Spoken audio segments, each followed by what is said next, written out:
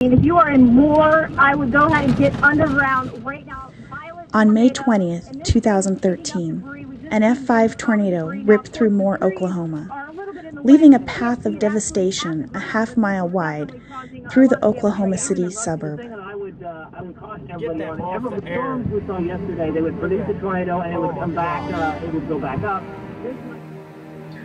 I dropped Christopher off at school that day and yelled at him, "Get out of the car." Yelled at all three of them.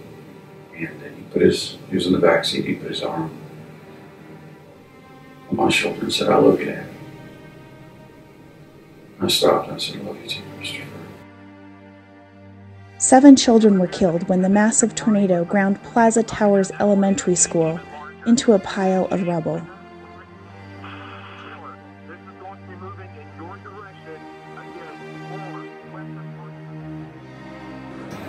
And I said, "It's okay, we can fix this."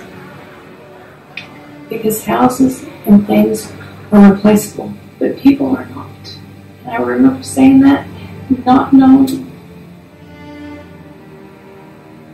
if Ross had found Chris yet, because he was at the school looking for Christopher. But 9-year-old Christopher Legg was one of the 7 children who died. Police officer got on this pile of rubble and started screaming at everybody to stop, because they had firemen in there and that they were trying to listen, and they were walking on the piles of rubble and that they couldn't hear.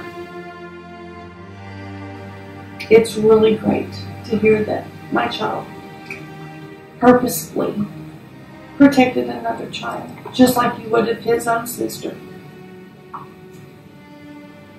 It's just sad that I miss him.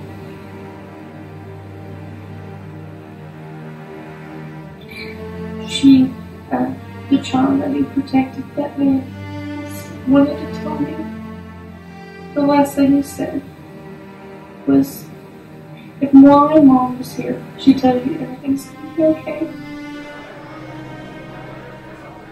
What the judgment call that me and my wife made was based on the false sense of security. It was based on an idea that schools are safe. And then the second false idea was that I had time.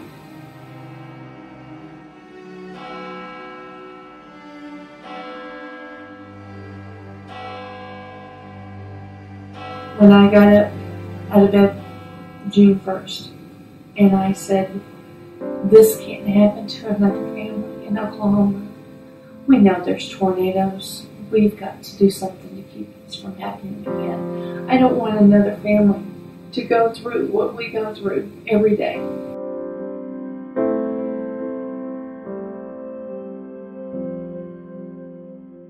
I met Mr. Jim Haslin, and he's from Toad International, and he had an idea of having ballistic proof shelters.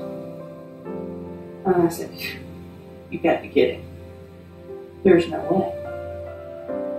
And he says, "Yes, and these shelters would even go in the classroom." I said, "Oh, no, there's no way. This is just too perfect." And he said, "Why?" I said, "Well, because if they're in the classrooms, everybody can dump in them quick enough that you would not just be able to fix one problem that most schools are faced with, but I know if you could fix 2.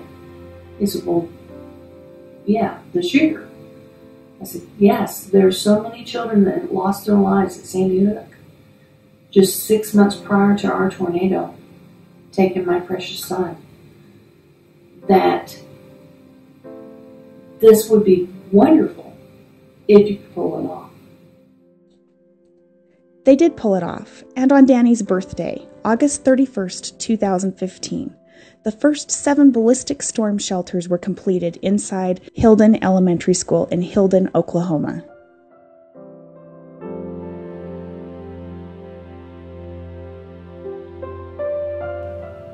I guess the most secure feeling I have is knowing that I will not have to be that superintendent or school administrator that has to phone any parent in the future at Hilton Public Schools and let them know that their child did not or is not going to make it home.